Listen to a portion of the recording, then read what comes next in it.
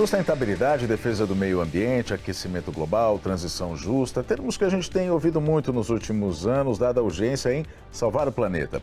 Há muito o que se fazer, mas já tem ações e estratégias em andamento para reduzir a quantidade de CO2 da atmosfera.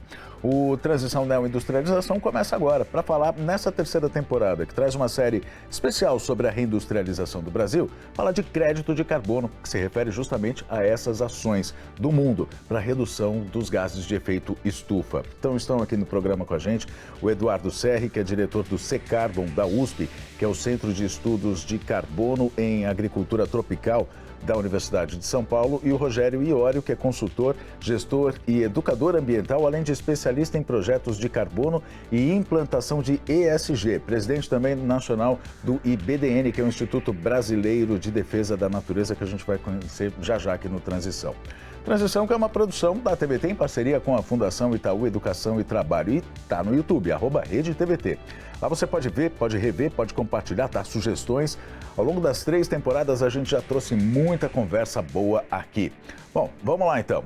Crédito de carbono, afinal, o que é isso? Como se calcula? Para que serve? A gente vai entender ao longo do programa, mas antes a gente vai ter que fazer uma introdução sobre a atual situação do planeta, para saber qual é o papel do carbono, do CO2, no mundo inteiro, no planeta. O assunto aquecimento global aflige quase todo mundo e é difícil compreender como e por que acontece esse aquecimento. O repórter Bruno Mascarenhas foi conversar com cientistas para entender o processo, saber o que o carbono tem a ver com isso. E agora vai ajudar a gente a poder entender, compreender todo esse tema. Vamos dar uma olhada.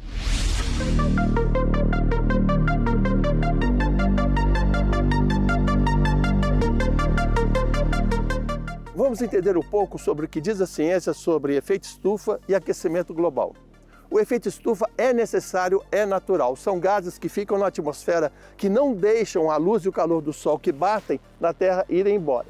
Se não existissem os gases de efeito estufa, a temperatura média da Terra, segundo os cientistas, seria menos 18 graus. Ainda bem que esses gases existem. Até 1960, a temperatura média da Terra, durante milhares de anos para trás, era 15 graus centígrados. De lá para cá, passou para 16,1. O nosso problema é que nós tornamos o efeito estufa mais eficiente, porque nós queimamos gasolina, óleo diesel, querosene, carvão mineral. Esse material estava sequestrado, esse carbono estava dentro da Terra e a gente queimou. E aumentou o número, a quantidade de gás carbônico na atmosfera.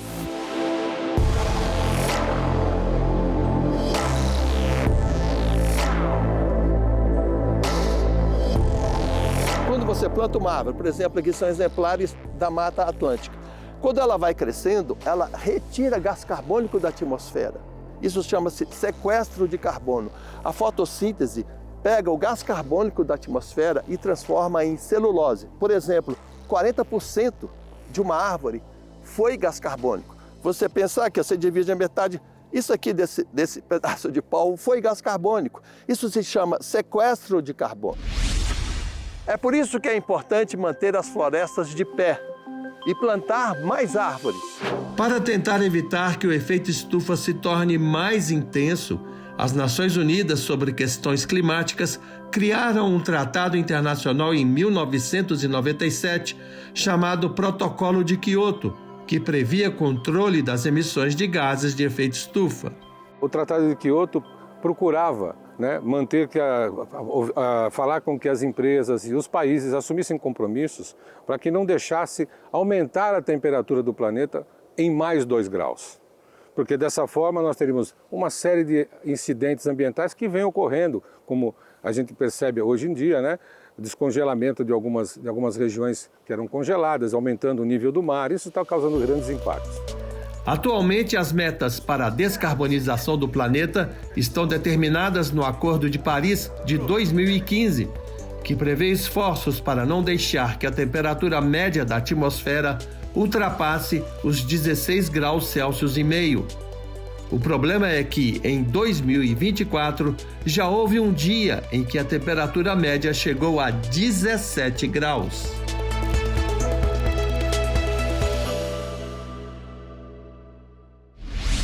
Muito bem. Bom, primeiro, parabéns ao Bruno aí, que conseguiu dar uma explicação bem didática para a gente poder entender, né?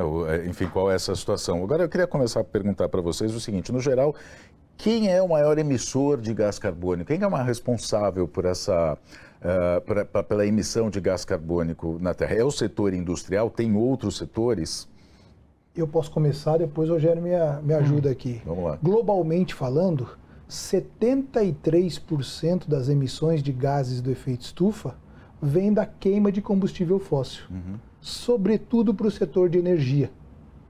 Globalmente ainda falando, a agricultura, pecuária, silvicultura e mudança do uso da terra, para simplificar aqui, desmatamento, são responsáveis juntos por 20% dessas emissões. Ou seja, o setor industrial é a queima de combustível fóssil, globalmente, é a maior fonte de emissão de gases. De CO2, que é um gás do efeito estufa, CH4, que é um outro gás do efeito estufa, que é o metano, e N2O, um terceiro gás do efeito estufa, que é o óxido nitroso. Existem 2 dezenas de gases, mas esses 3 são os que mais a gente discute, né, no nosso dia a dia. Estudei isso um pouco em química lá em 1987, mas confesso que não lembro absolutamente nada. Só antes de passar aqui para o Rogério, tem gente em casa agora que deve estar pensando, peraí, combustível fóssil, estou queimando combustível fóssil, sou responsável também? Também, né? Claro. Toda vez que você tem uso de gasolina, diesel, gás natural, carvão mineral, são formas de combustível fóssil. E há alternativas, né? Então, o Brasil é um líder, né, para algumas alternativas de combustível. Etanol, exatamente. O etanol, né, é possível diminuir um pouco o diesel, adicionando biodiesel. Então, existem algumas alternativas, né? A gente pode sim contribuir. Rogério? Bom, eu concordo com o meu querido amigo aqui, que realmente nós temos esse problema de as grandes emissões de carbono ser através da queima de combustível fóssil.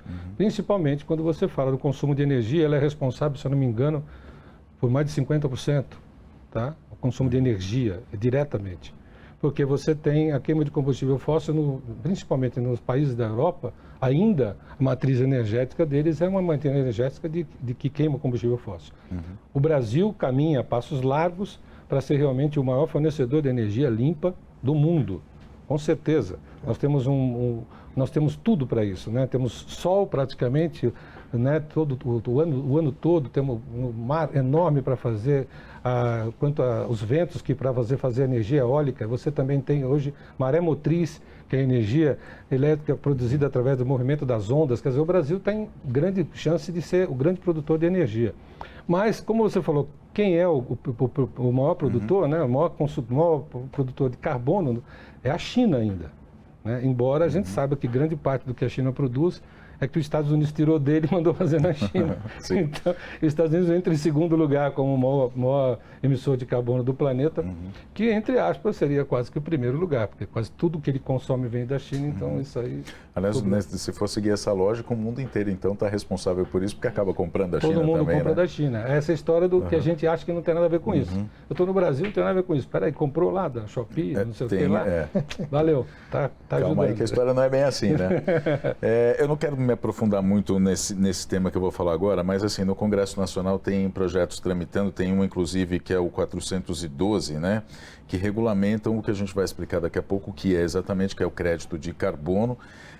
Esse PL, ele excluiu, por força de uma senadora lá, que articulou para isso, excluiu o agronegócio das obrigações previstas pelo Sistema Brasileiro de Comércio de Emissões de Gases de Efeito Estufa, que é o SBCE, né? Enfim, aí teve um revés, a Câmara mudou toda a tramitação, e está um imbróglio lá, né, com isso. Mas a pergunta é a seguinte, é justamente sobre o setor industrial estar se engajando, né, enfim, tem várias iniciativas, tira certificação para sustentabilidade, mas, e aí vem uma ação política e deixa o agronegócio de fora. É assim mesmo que funciona? Sim, mas se você me permitir, André, e eu conto com o meu amigo aqui para me ajudar, para os participantes, né, os que estão nos assistindo, talvez seja interessante voltar um pouquinho para dizer que existem hoje 2 modalidades de mercado de créditos de carbono. Uma é que é chamado de mercado regulado e o outro é o mercado voluntário. O que você acabou de falar é verdade e está correto para o mercado regulado, dos quais as regras são discutidas nesses ambientes que o VT, que o Bruno preparou junto com vocês tão bem, né, mostra uma série de ações internacionais, negociações internacionais, começaram lá bem antes de Kyoto, mas em 97, com o protocolo de Kyoto, mais recentemente na COP21 em Paris, né, e criou-se então uma série de mecanismos para ajudarem países e empresas a atingirem suas metas. E aí que vem o mercado, né, de forma bem grosseira, e do mercado regulado, que tem todo um regramento junto à Convenção Quadro das Nações Unidas sobre Mudanças Climáticas, é que o Brasil não participa do mercado regulado no setor agro. Né? Mas o mercado voluntário, isso não tem tantas regras rígidas e aí o agro faz parte. Então eu só quis voltar um pouco, André, para dizer que dependendo da ótica do mercado que você estiver tratando, realmente o agro está fora ou pode participar. Eu achei super relevante sua pergunta, porque eu estava mencionando, né, junto com o Rogério, a questão das principais fontes de emissão e o Rogério complementou com os principais emissores, países. Quando a gente foca no Brasil, o padrão de emissão do Brasil é diferente do padrão de emissão global. Nós falamos que 73% das emissões vêm da queima de combustível fóssil. No caso do Brasil, o último inventário nacional de gases do efeito estufa, né, que é o 4º inventário, agora estamos trabalhando no 5º inventário para atualizar esses dados, mas no 4º, os valores indicam que quase metade das emissões do Brasil, 46%, vem da queima de vegetação por um processo de desmatamento. Quando você converte uma floresta, um cerrado, enfim, uma área de vegetação nativa para outros usos.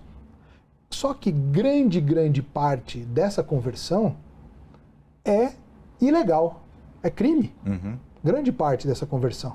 Então, eu estou simplificando aqui, quase metade das emissões do Brasil vem de algo que não é um setor. Né? Não é uma indústria, não é agricultura, não é a pecuária. Não é, formal, pelo menos, oficial, pelo menos. Exatamente. Bom, em segundo vem daí a agropecuária, com 27%. Por isso que talvez a sua pergunta, eu estou complementando aqui, cause um certo espanto sobre o ponto de vista de por que o Brasil não faz parte, então, mesmo do mercado regulado.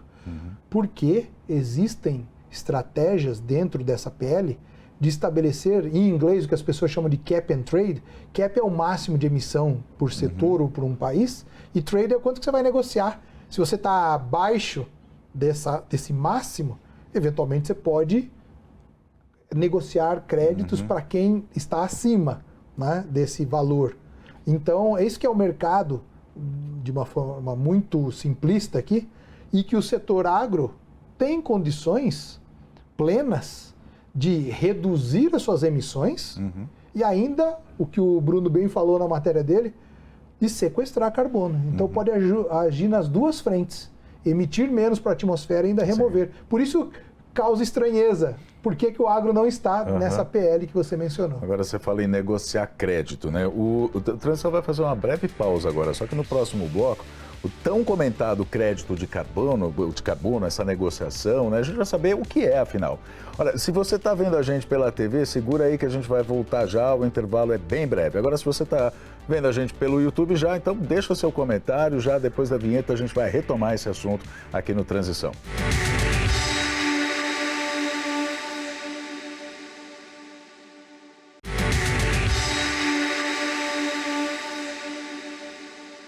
A gente está de volta com a Transição falando sobre sustentabilidade e a missão do mundo de reduzir a emissão de CO2 e particularmente sobre o setor industrial. Com a gente está aqui o Eduardo Serri, que é diretor do C-Carbon da Universidade de São Paulo, e o Rogério Iorio, que é consultor, presidente nacional do IBDN. O Bruno Mascarenhas fez uma reportagem com o IBDN justamente que explica o que é crédito de carbono e como é a atuação para se calcular isso, né, para verificar o crédito de carbono. O IBDN surgiu como uma ONG focada na educação ambiental, passou a ser também uma certificadora, mas a gente vai entender tudo na reportagem do Bruno Mascarenhas. Vamos ver. O O Instituto Brasileiro de Defesa da Natureza, o IBDN, começou suas atividades em 1991. Hoje o Instituto é uma certificadora ambiental e também é um braço de ONG.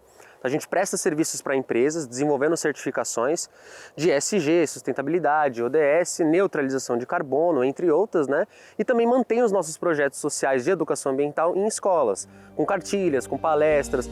O trabalho do IBDN é uma corrida contra o tempo. A cada instante emitimos mais gases de efeito estufa. Para as empresas é muito difícil produzir sem impactar o meio ambiente. Aqui no Instituto, nós fazemos um levantamento de como é que está o momento atual da empresa. Então, a gente utiliza um índice chamado Índice Básico de Sustentabilidade, que pontua aonde a empresa causa mais impacto ou onde ela não está causando impacto. A gente faz um levantamento e gera uma pontuação. Se a empresa atingir uma pontuação mínima, ela é passível de ser certificada. Depois que ela é certificada, que entra o trabalho todo do Instituto. Então, nosso diferencial não é só uma certificação. A gente trabalha com consultorias, material de educação, desenvolvimento de novas estratégias. Então, as empresas certificadas hoje, que elas já atendem requisitos mínimos para serem um pouco mais sustentáveis, elas vão receber todo esse respaldo técnico do IBDN para desenvolver cada vez mais e melhorar cada vez mais a sua sustentabilidade interna. A sustentabilidade ela segue um tripé. Ela tem que ser economicamente viável, ela tem que ser ecologicamente correta e ela tem que ser acessível. Então a gente usa esses parâmetros para poder implementar a sustentabilidade nas empresas cada vez mais. Para certificar uma empresa com o selo verde e o selo de neutralização de carbono, é preciso levar em consideração uma série de fatores. Como é que está o consumo de energia da empresa, as estratégias que ela pode adotar ou já adotou para reduzir esse consumo de recursos naturais como água, por exemplo, se ela está fazendo um balanço ali para poder não ter nenhum problema hídrico, ou se não está gastando muita água por besteira, coisas do gênero. Como é que está sendo a produção de resíduos, se ela destina corretamente o resíduo que ela gera, sabe? E a gente pode estar falando tanto de multi-empresas como indústrias ou até mesmo de escritórios, sabe? O escritório, se ele adotou, por exemplo, uma estratégia de reciclagem, separar o lixo, sabe? Tem sensor de energia elétrica para não deixar as luzes sempre acesas. Então, alguém não está dentro da sala, a luz apaga sozinha. Tudo isso a gente vai levando em consideração. Também é levado em consideração os pilares de ESG, tá? Que é Environmental, Social and Governmental, que é uma sigla internacional que leva em consideração a parte social da empresa, o que ela está fazendo com seus colaboradores e também na comunidade de entorno, escolas, comércios, o que ela faz na sua parte de governança, como é que ela lida com a transparência corporativa, com os cargos e tudo mais, e também com a parte de meio ambiente, que é onde o IBDN está entrando forte junto com as empresas. Para a neutralização de carbono é diferente. O que se leva em consideração para neutralizar carbono, né? O combustível fóssil que a empresa está queimando, então o combustível que ela utiliza na sua frota de carros, a quantidade de energia elétrica que ela está utilizando de fato, né, quanto ela está consumindo e como a gente pode estar diminuindo, a quantidade de água que ela realmente está utilizando nas suas produções, então para fabricar um produto ou até mesmo no escritório com os colaboradores. Os terceiros, né? O que são os terceiros? Os colaboradores que se deslocam até a empresa, as viagens de avião que são feitas, né? Produção de resíduo que é destinado para aterro ou não. Então isso tudo é levado em consideração para certificações ambientais. Investir em certificações é uma questão de sobrevivência para as empresas. Muitos consumidores estão buscando empresas que causam menos impacto e muitas empresas estão buscando se relacionar com outras empresas que também não causam impacto. Então a neutralização de carbono é um assunto muito aquecido no momento por causa disso, porque ela realmente mitiga os impactos que a empresa causa, ela diminui, ela zera o impacto das empresas, dependendo da forma que for feita, né? Isso gera um posicionamento de mercado muito grande. A certificação de carbono, ela foi criada justamente para que as empresas tivessem uma ferramenta para comprovar o trabalho que elas estavam fazendo, né? É uma ferramenta, na realidade, né? Então, você hoje tem a neutralização de carbono, você tem o sequestro. No sequestro de carbono é um trabalho que você tem desenvolvido numa floresta, onde a partir do momento que ela está sequestrando o carbono, ela está crescendo, porque o carbono está sendo fixado no tronco das próprias árvores, né? E você tem a neutralização, que é a estratégia que você usa para mitigar a ação daquela empresa. O problema é que, por mais que se queira, é praticamente impossível produzir sem gerar CO2. Daí foi inventado o mercado de créditos de carbono. Cada tonelada de carbono que uma empresa consegue sequestrar ou evita emitir na atmosfera é um crédito de carbono. E esse crédito vale dinheiro na Bolsa de Carbono. Você pode mitigar a sua ação comprando créditos de carbono de um outro país ou de quem tenha créditos para vender. Uma área como essa aqui, que não tem uma árvore, por exemplo, e você vai lá e faz um reflorestamento. No crescimento da árvore, ela gera crédito de carbono. Enquanto o aquecimento global avança, o IBDN faz a sua parte no que se refere a sequestro de carbono. Desde 2008, o Instituto trabalha no Parque Ecológico do Tietê, administrando o viveiro de mudas e reflorestando o parque. Quando nós chegamos, era uma área vazia, uns campos abertos, vamos dizer assim, trazendo por exemplo, e hoje esses campos estão fechados, as áreas estão reflorestadas. Carmen Souza é técnica viveirista, apaixonada pelo trabalho e cuida das mudas desde o início do projeto. Você estuda biologia, você vai se especializar em quê? Em árvore. Em árvore, com certeza.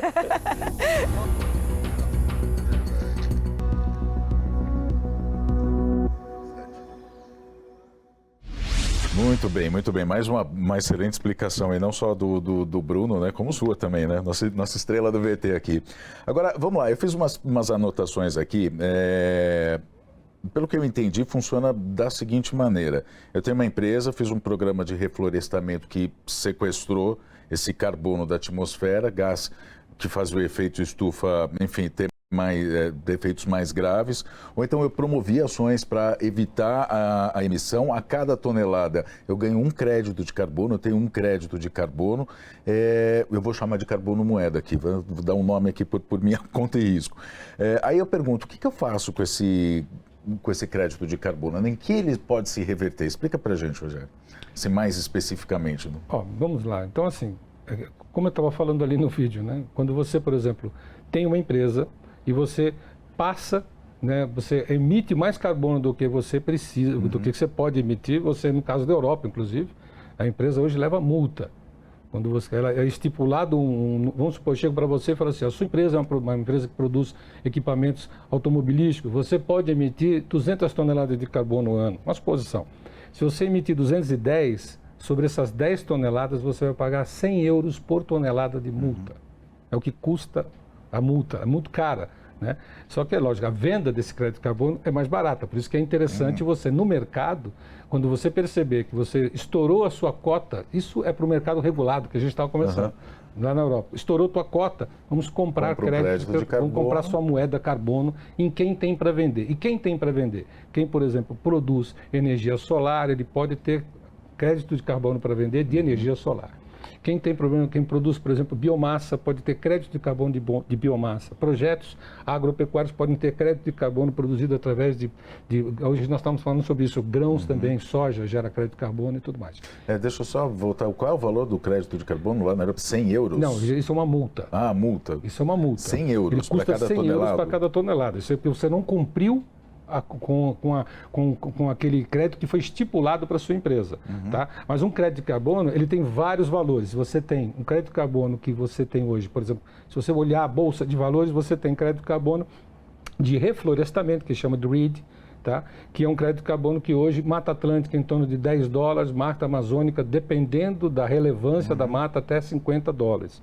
E você tem crédito de carbono de energia elétrica, produzido através de eólica ou de energia solar, que são créditos de carbono que giram em torno de $2, $1,50, $2. Quer dizer, o crédito de carbono, ele tem vários valores no mercado. Eu vou sair do meu roteiro aqui, porque assim, tem várias curiosidades que surgem aí, né? Por exemplo, a multa para cada tonelada de carbono emitida ela é de 100 euros. 100 euros hoje dá o quê? R$500, alguma coisa assim? Não, um pouco mais. Mais, né? Um pouco, 600 reais. 600. É na base do 6 e pouco, né? É que seja R$600.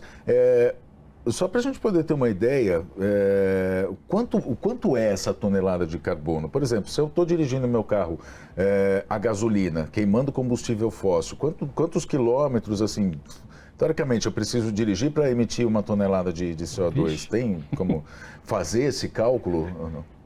Tem, mas é um pouquinho mais complicado, André, do que isso. E eu vou tentar explicar rapidamente. Vamos lá.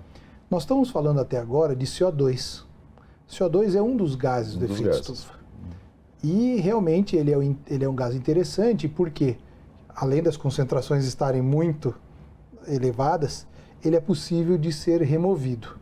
Mas outros gases que também são emitidos, no seu exemplo, quando você liga você queima um combustível, liga um veículo e começa a ter combustão de gasolina, por exemplo, outros gases são emitidos, como o metano e o óxido nitroso. Só que não há mecanismos de remoção. Então, esses outros gases, eles são comparados em relação ao CO2 para poder dar uma unidade que todos os gases sejam equiparados sob o ponto de vista de aquecimento global. Vou falar rapidamente. O metano, ele é quase 30 vezes mais potente do que o CO2. O óxido nitroso, que é aquele N2O, que é emitido na queima de combustível fóssil, ele é quase 300 vezes maior do que o CO2. Então a gente usa uma unidade que chama equivalentes em CO2, porque contempla outros gases também. Uma molécula de N2O equivale a quase 300 moléculas de CO2 sob o ponto de vista de aquecer a Terra. E agora que eu expliquei essa unidade de CO2 equivalente, para cada megajoule de diesel são emitidos 84 gramas de CO2 equivalente, porque tem o metano ali dentro, tem o CO2 ali dentro, tem o N2O. Isso significa que quase que 1 megajoule é por quase que 1 litro. Então, para cada litro que você está queimando, são 84 gramas de CO2 equivalente que estão sendo emitidos para a atmosfera. É coisa que acho que assim, em 2 semanas para que se eu tenha um caminhão, por exemplo, dá para 2 semanas, dá para emitir 1 tonelada, né? Ah, facilmente. Caminhão, facilmente. Estou fazendo aqui uma conta, não sou bom de matemática, mas estava fazendo uma conta aqui bem... E o interessante é que há atividades que emitam menos, como o Rogério falou, várias, eficiência energética, substituição de combustível por renováveis, né? Você mesmo falou do etanol, o Rogério falou de painel solar para energia, né, solar, oceanos, eólica, né, enfim. E o interessante também, eu queria colocar, para complementar o exemplo tão bom que foi dado aí no VT e pelo Vitor e complementado aqui pelo Rogério, que exemplos de mercado, de projetos de mercado de crescer árvores são fantásticos. Por quê? Porque trazem uma série de co-benefícios, como biodiversidade, a água, enfim, uma série de regulação climática. Mas eu queria colocar o agro nessa história também. Né? A gente precisa, além das florestas, produzir alimento de origem vegetal, animal, fibra, energia. Afinal de contas, nós estamos com roupa aqui, veio do agro isso, né? A comida, no café da manhã, no almoço, na janta, vem do agro. Se a gente consegue associar uma adoção de práticas de manejo sustentáveis, a gente continua produzindo todos esses bens e ainda como consequência, se essas práticas forem bem adotadas, sequestra carbono no solo. Então, veja, que é crédito. 1 tonelada de carbono sequestrada no solo vale, como o Bruno falou na matéria, 1 crédito de carbono que pode ser negociado.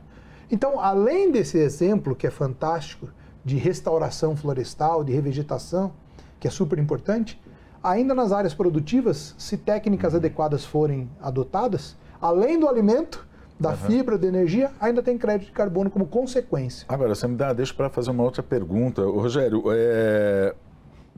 essa certificação, a gente está falando aqui do setor industrial, inclusive até no próprio agro existe a agroindústria, que não deixa de fazer parte também do setor industrial, mas tem outros setores que também estão incluídos nessa certificação, que podem ter o crédito de carbono, ou isso funciona só para vamos dizer, para a indústria?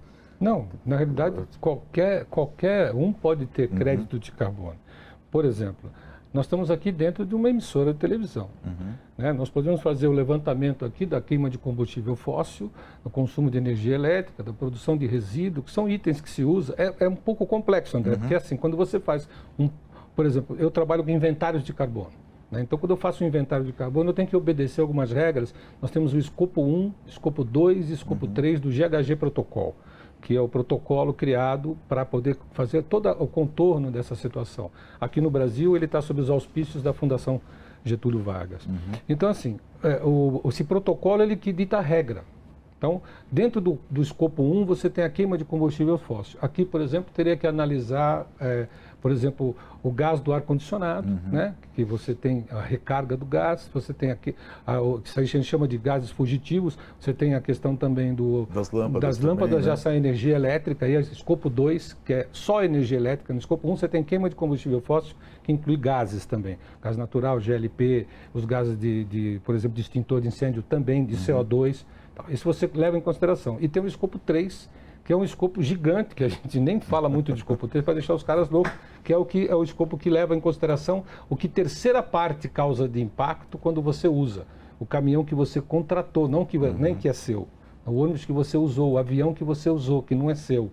Você entendeu? Então, tudo que é seu está no escopo 1, o que é energia elétrica é escopo 2 e o escopo 3. O escopo 3 fala, vamos relacionar aqui com a cadeia com a cadeia de tudo. Então, você poderia fazer aqui o levantamento de emissões e falar, poxa, nós emitimos por ano, sempre leva em consideração um ano que já foi, porque como já foi, eu sei a emissão, não vou ficar tentando adivinhar, eu sei o que já foi. Você leva em consideração e fala assim, aqui emitiu, vamos supor, 3 toneladas de carbono. 3 toneladas de carbono, eu preciso comprar 3 créditos de carbono no mercado. Esse é o primeiro ponto. Ou transformar 3 toneladas em carbono em uma quantidade de árvores, vou plantar X árvores para o meio ambiente. Tá? Então, essa é a conta. E aí você vai poder falar, eu sou uma emissora neutra de carbono. E o que isso traz de benefício, vamos dizer? Olha, assim, mercadologicamente falando, né, comercialmente falando, que a gente tem hoje mais de 500 clientes no Instituto. Desculpa, porque isso traz de benefício além de preservar o planeta. Por isso que eu falei, mercadologicamente falando, né?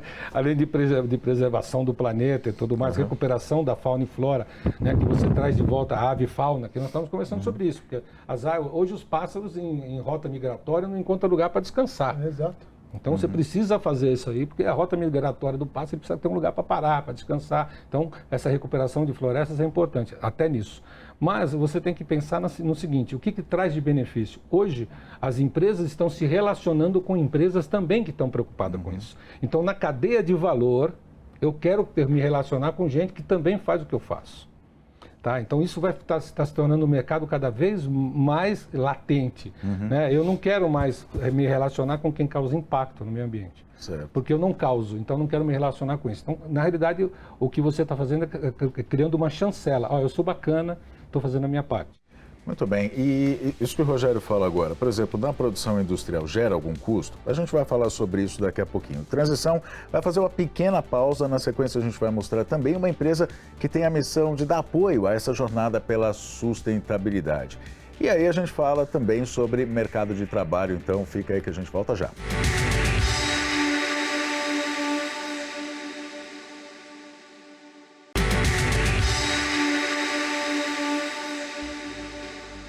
O Transição está de volta. Sustentabilidade, meio ambiente, crédito de carbono. Nosso programa hoje fala sobre cuidar do meio ambiente e fala também sobre reindustrialização, que é o tema, né, do Transição. E as duas coisas têm que andar juntas. Essa é a solução. Com a gente está aqui o Eduardo Serri, que é diretor do Secarbon da USP, e o Rogério Iorio, que é consultor-presidente nacional do IBDN.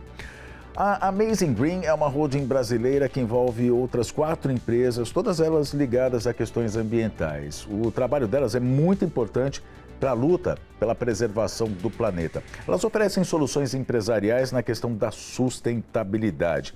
A gente vai ver na reportagem do Bruno Mascarenhas como é o trabalho dessa holding e vai entender melhor essa história de crédito de carbono. Vamos ver.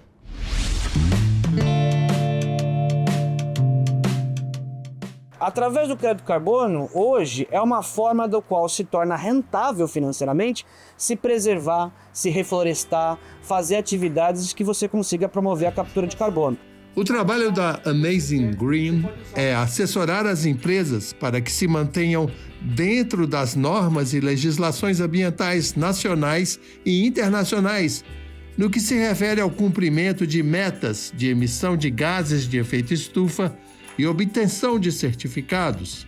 A gente faz todo esse trabalho de trazer uma solução ambiental para a empresa, tirando aquela lembrança de que investir em sustentabilidade é um gasto e demonstrando que isso pode ser um investimento altamente rentável. Vamos entender melhor o que faz cada empresa da holding, Amazônia Carbon. A Amazônia Carbon ela é a empresa que vai fazer as certificações ambientais sempre que a empresa quiser ter a demonstração de que ela realmente pratica uma atividade sustentável. Conforme ela entrega resultados, ela vai ganhando selos de certificações. Então, por exemplo, a empresa ela começou já a fazer um inventário de gás de efeito estufa, quer ver o seu potencial poluidor. Só dela fazer esse mapeamento, ela obtém um selo verde de sustentabilidade que ela demonstra que ela tem essa rastreabilidade. Uma vez feito isso, ela vai poder ter metas de cumprimento, que aí vão ser as metas de descarbonização, e a gente auxilia nessa rota. Se ela demonstra que ela teve uma redução nas suas emissões, ela angaria o selo Amiga Verde do Meio Ambiente. Se ela demonstra que ela neutralizou totalmente as emissões, ela ganha o selo Carbono Neutro, ou se ela demonstrar que ela neutraliza todas as emissões, inclusive aquelas do escopo 3, que são as relações indiretas de compra, insumos, serviços tomados, ela ganha o selo Carbono Net Zero, né? Então a gente faz todo esse trabalho. Em paralelo, tem algumas atividades, tanto florestais como industriais, que são passíveis de emissão de crédito de carbono. Então a Amazônia Carbon ela certifica essa atividade, leva esse projeto para um registro numa registradora internacional de validade, com credibilidade, e depois viabiliza a comercialização e obtenção de receita dessa exploração. Para se obter a quantidade de carbono emitido ou sequestrado da atmosfera, a Amazônia Carbon utiliza metodologia internacional. Ela coleta material do solo para ser examinado em laboratório e faz medições das árvores para saber ao certo a quantidade de carbono retirado da atmosfera. Uma vez eu quantificado em toneladas quantos carbonos equivalentes àquela área captura, eu faço a transformação disso num ativo de crédito de carbono, que aí a comparação é a cada uma tonelada de CO2 equivalente é igual a um crédito de carbono. Esse crédito de carbono, por sua vez, depois emitido como ativo, ele é comercializado no mercado internacional para as empresas que precisam compensar as suas emissões. O que faz a empresa da holding Arvorize? A Arvorize, na verdade, ela nasceu com o objetivo de tentar viabilizar o crédito de carbono para os municípios. Funciona assim: uma empresa adota uma árvore ou uma área pública, como uma praça ou um parque, com o direito de promover sua marca a partir do cuidado desta área. Ela fica responsável pela fiscalização do espaço, informando à zeladoria do município qualquer necessidade de cuidados. A partir do desenvolvimento das áreas verdes e do crescimento das árvores, a prefeitura consegue receita a partir da Bolsa de Créditos de Carbono. É uma forma de viabilizar para o município a obtenção de uma receita extraordinária que não seja através do aumento do tributo. Para organizar o comércio de crédito de carbono, a Amazing Green criou o Amazônia Digital Bank. A gente formou um banco lastreado em crédito de carbono, cuja sua moeda é a própria unidade de crédito de carbono, e a gente vai fazer essa negociação internacional. Para quê? De uma certa forma pela qual o comprador ele consiga enxergar através da nossa blockchain toda a cadeia do nascimento do crédito de carbono, desde a sua formação, que é o projeto, se eventualmente teve alguns investidores que adquiriram esse crédito de carbono no meio do caminho, até o aposentador final. O que seria o aposentador? Aquela empresa, aquele cidadão que consome aquela unidade de crédito de carbono para compensar suas emissões. Nós estamos trazendo de uma forma que o crédito de carbono ele venha a trazer fundos para que isso não seja um custo para o empresário, e sim uma forma de angariar fundos e trazer o que? A sustentabilidade para dentro da empresa, através de novas tecnologias e evitar a poluição. Uma outra empresa do grupo é a Carbon Stake. A Carbon Stake ela veio para quê? Para trazer toda a parte de tecnologia e APIs para entregar a outras plataformas do mundo, tanto para a comercialização do crédito de carbono, quanto da formatação do crédito de carbono. Ela vai ter algumas plataformas, e, aliás, uma das primeiras que vão ter é toda a integração de todas as certificadoras registradoras do mundo, para poder ficar numa única plataforma e você tornar visível todos os projetos mundiais.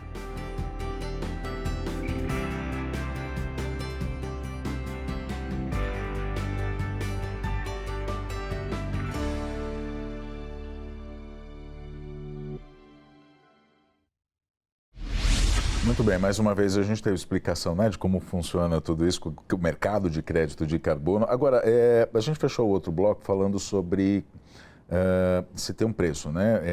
A própria reportagem aqui fala sobre custo, enfim, para não ter custo para para as empresas. Vamos falar do setor industrial. A indústria precisa se transformar para conseguir atingir essas certificações. Se há esse custo, ele é repassado para a gente, para a sociedade? Ou seja, a gente paga esse preço também ou não? Não, meu amigo. Manda ver. Eu começo. E, sim, existe um custo. É como se alimentar melhor. É mais caro do que comer mal. Né? Então, essas reduções de emissão de gases do efeito estufa, ela requer investimento, ela requer aumento de eficiência, ela requer matéria-prima diferenciada, ela requer tecnologia sendo implantada e com melhoria contínua. Tudo isso custa. Né? Num primeiro momento, eu acho que a indústria não deveria repassar diretamente isso. Existem fundos, existem programas de incentivo que podem auxiliar no abatimento, subsidiar, né, para que senão fica inviável para o produtor, para o consumidor final, né, ficar bancando toda esse aumento de tecnologia e redução de emissão. Agora veja que interessante, e eu puxo sardinha de novo para o agro, porque às vezes as pessoas esquecem. No setor industrial, é possível reduzir as emissões, ou seja, emitir menos. E isso precisa ser feito, deve ser feito. Mas não dá para não ter emissão. Agora, outros setores, como o agro, agricultura, pecuária, silvicultura, além de também fazer igual à indústria, poder reduzir as emissões, fazem algo que a indústria não consegue, pela própria natureza do processo, que é remover, que é sequestrar. O agro consegue, a silvicultura, a restauração. Então, há de se pensar em mecanismos, não só entre indústrias... Se alguém perguntar como funciona esse sequestro, a própria plantação é que faz esse sequestro. Exatamente. Né? Então, temos autossustentável seria. Temos que ter uma visão mais integrada. Né? O Brasil, por exemplo, tem as suas metas, que é chamado de economy wise, ou seja, um setor pode até aumentar a emissão, contanto que o outro reduza e o Brasil como um todo atenda às suas metas. Agora tem uma discussão no Brasil que parece que mudar por setor. Não sei se isso é muito assim, adequado, mas quem sou eu, né? Os nossos tomadores de decisão que vão discutir esse assunto. Mas, ou seja, há que se integrar os vários setores e as várias oportunidades, reduzindo as emissões até onde é possível, mas toda atividade tem emissão de gás do efeito estufa associada, e retirando no plantio de uma árvore, que traz uma série de outros benefícios e serviços ambientais, e na produção de alimento, fibra e energia, que o agro é responsável. Quer falar também, Rogério, sobre isso? Então, quanto à questão da indústria, né? A indústria pode tomar uma série de atividades que nem sempre geram custo para a indústria. Por isso que eu falo, às vezes, como foi falado ali, o Vitor falou, sustentabilidade não é despesa, é investimento. Por quê? Por exemplo, eu quando presto consultoria para uma empresa, a primeira coisa que eu pergunto para ela, de onde você compra a sua energia elétrica? Se ele não comprar do Mercado Livre de Energia, ele está perdendo dinheiro, primeiro. Porque o Mercado Livre de Energia costuma fornecer uma energia 15% mais barata do que o mercado normal, regulado pelo sistema SIM. A outra coisa, o Mercado Livre de Energia, se tiver a certificação REC Brasil, ele tem o certificado I-REC. O certificado I-REC zera o escopo 2 do inventário de carbono do cara. Então, direto, ele já deixa de ter emissão de CO2 por consumo de energia elétrica. Isso reconhecido pelo GHG Protocol. Então, qual é a dificuldade de você migrar para o mercado que te custa 15% menos e um I-REC que vale uma tonelada, né? No caso, 1 megawatt, que você tem um I-REC que te custa $5. Sim. Então, você consegue reduzir sem nenhum investimento. É zero de investimento. Aí a gente não paga esse preço também, né? Você pode trocar gases que você tem, por exemplo, dentro no caso de um hotel, quando você tem um hotel, você usa muito gás natural para aquecimento, você pode trocar isso por trocador de calor. O investimento se paga em 1 ano e meio e o trocador de calor não emite quase nada. Você tem uma redução de 80% das emissões de gás de efeito estufa. Então, existem soluções, então. Existem muitas soluções. Agora, tem uma outra questão, eu quero perguntar tem dois assuntos importantes aqui ainda para a gente tratar. Um deles é o mercado de trabalho. A gente costuma sempre falar aqui sobre o mercado de trabalho, o programa é voltado para a classe trabalhadora. O mercado de trabalho muda com a certificação digital, quando você passa por essas, no geral, assim, né? Por exemplo, você deu o exemplo aqui da própria emissora. O mercado de trabalho tem que estar preparado também para essas transformações? Eu vou nessa, depois eu passo para ti isso aí. Tá? Porque para ele eu vou perguntar sobre o papel da academia. Quero saber como é que você falou sobre investimento. Eu já ia responder isso, então agora eu não sei o que eu respondo, viu? Porque eu ia dizer justamente que esse centro que você mencionou, o Cicarbon, Centro de Estudos de Carbono e Agricultura Tropical, criado na Universidade de São Paulo, tem uma das incumbências é a formação de recursos humanos, para justamente atender essa demanda que é especializada. O indivíduo precisa entender. Às vezes o assunto é um pouco abstrato e vocês estão trazendo as matérias, deixando mais palpável para quem está assistindo, mas o carbono é um elemento, o CO2 é um gás que é transparente, que você não vê, a mesma coisa com o óxido nitroso e o metano. O indivíduo, então não é algo como a gente está na área de agricultura, acostumado a colher um saco de soja, né, um fardo lá de um capim, um animal que você... Esse é um assunto diferente. É um assunto que tem uma dinâmica muito grande. A cada conferência das partes, que são organizadas pelas Nações Unidas, já participei de meia dúzia delas, participarei da próxima, são novidades que vêm.